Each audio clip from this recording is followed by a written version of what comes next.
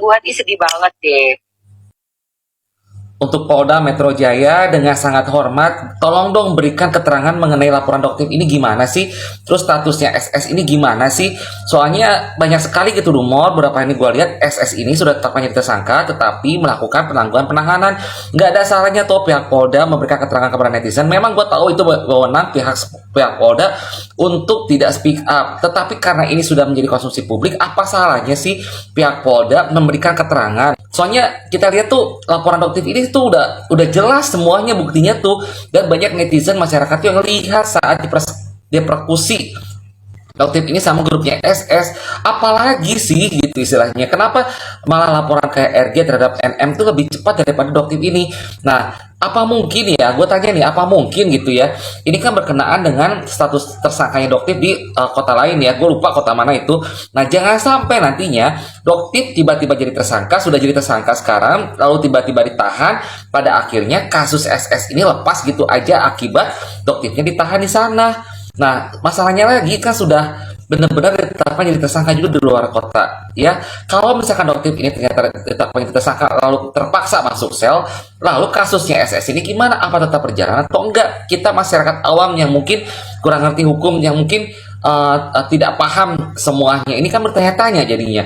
Jangan sampai lagi-lagi orang yang sebenarnya menjual skincare overclaim, orang yang sebenarnya melakukan tindak kejahatan, lagi-lagi bebas berkeliaran gitu aja hanya karena orang yang melaporkannya. Juga gue percaya Doktif ini orang yang benar-benar membela masyarakat apapun alasannya, karena dia itu sudah membuka semua produk-produk yang overclaim ya. Semoga Polda bisa terbuka mengenai laporan Doktif ini. Jangan sampai kita kinerja kepolisian yang seharusnya menjaga ketertiban masyarakat, tetapi banyaknya huru hara dengan gosip sana sini, akhirnya menimbulkan keributan karena ada pihak dari Doktif, lalu juga ada pihak dari SS saling ribut gini gitu. Itu juga menjadi bagian tanggung jawab dari pihak kepolisian loh, untuk menjaga keamanan dan ketertiban masyarakat, termasuk salah satunya netizen kita ini ya. Tolonglah beri keterangan, tidak ada salahnya memberikan keterangan, dan gua pikir itu tidak melanggar kode. Gas. Lagi-lagi Miss Gossip harus ketawa melihat fitinya Nicky Bull yang membahas pabrik skincare-nya Ibu Heni Sagara. Nicky Bull, ini Miss Gossip kasih paham ya. Seharusnya kamu itu berkarya, jangan hanya sekedar ngadu bacot lalu melakukan pemerasan. Masa iya pabrik sebesar Ibu Heni Sagara itu mengeluarkan produk skincare yang hidroquinone, merkuri, yang enggak kali. Ya, apalagi pabrik skincare-nya Ibu Heni Sagara itu terkenalnya kenapa? Karena memang berkualitas, mengeluarkan produk-produk skincare yang bermutu, yang berkualitas ya guys. Bukan mengeluarkan produk skincare yang berbahaya. Yang iya kenapa? Yang iya bahayanya karena tidak cair ke Nicky Bull. Lalu siapakah Nicky Bull harus dicairkan? Bepom-kah dia? Kalau Nicky Bull Bepom, tentu dong bisa dicairkan. Karena apa? Karena untuk memverifikasi produk skincare ya. Uji, sayang diuji, lulus verifikasi. Jadi harus gitu, harus dicairkan. Nah, Nicky Bull hanya sekedar cuap-cuap lalu minta 500 M. Adidaw. Enak banget.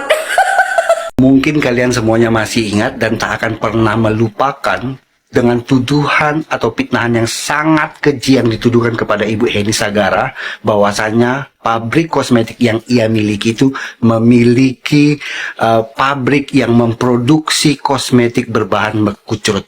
Dan ini sempat menjadi isu yang sangat besar di Indonesia. Apalagi ditambahkan narasi bahwasanya pabriknya sempat ditutup, dan itu membuktikan bahwasanya pabriknya ditemukan memproduksi bahan-bahan yang sangat berbahaya. Dan tak hanya itu, bahkan ada beberapa orang yang sempat mengatakan bahwa kasus ini sudah naik ke pengadilan hingga 2 kali. Jujur sih, ini benar-benar tuduhan dan fitnahan yang sangat-sangat keji ya kepada Ibu Heni Sagara bahwasanya pabriknya itu memiliki atau memproduksi kosmetik berbahan merkucur. Ini benar-benar sangat kejam. Hingga pada akhirnya Badan POM pun merilis siaran persnya tertanggal 18 Maret 2025 untuk menanggapi isu yang sedang berkembang liar pada saat itu terkait dengan pabrik Ibu Heni Sagara yang dituduh memproduksi kosmetik berbahan merkucrut. BPOM dengan tegas mengklarifikasi bahwa informasi yang beredar di media sosial mengenai adanya pabrik kosmetik tertentu yang dinarasikan telah diajukan ke pengadilan sebanyak 2 kali merupakan informasi yang sama sekali tidak benar, dan pabrik yang dimaksud tidak teridentifikasi sebagai pabrik pemasok merkucrut. Tuduhan semacam ini tidak memiliki dasar fakta dan dapat merugikan reputasi pabrik yang telah mematuhi regulasi BPOM. Dan BPOM pun kembali menegaskan melalui siaran persnya ini bahwa berita yang beredar terkait di media sosial yang mengenai penutupan pabrik kosmetik tertentu yang diakibatkan oleh ditemukannya bahan berbahaya adalah tidak benar sama sekali. Namun, faktanya adalah BPOM melakukan penghentian sementara terhadap pabrik tersebut, kegiatan dan semacamnya karena dalam rangka pemenuhan administrasi standar. Bukan karena ditemukan bahan berbahaya seperti yang dituduhkan di media sosial. Pabrik telah melakukan perbaikan sesuai dengan rekomendasi BPOM dan saat ini telah beroperasi atau telah buka berkegiatan seperti biasanya.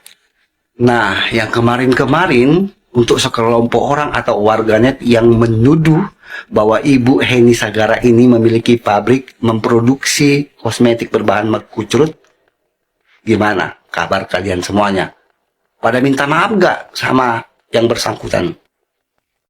Sheila Saukia, Juragan Buzzer, terbukti bagi-bagi THR ke buzzer. Guys, gua nggak tahu berita ini bener atau enggak. Tapi khusus untuk para buzzer yang dibayar untuk menyerang pribadinya Doktif dan Dr. Oki, itu kalian mikir nggak? Kalau kalian sampai berurusan dengan hukum gara-gara menyerang pribadinya mereka, apakah yang memberi uang kepada kalian itu berani menanggung resikonya, berani melindungi kalian nggak? Gue mau nanya itu, karena kalian harus apa loh, mesti ingat juga. Di saat mereka memberikan uang, itu artinya mereka tuh sudah terpojok posisinya. Sehingga mencoba membayar kalian, para buzzer, untuk menyerang pribadinya Dr. Oki dan Doktif ini, supaya masalah mereka tuh dibawa opini ke hal-hal yang baru.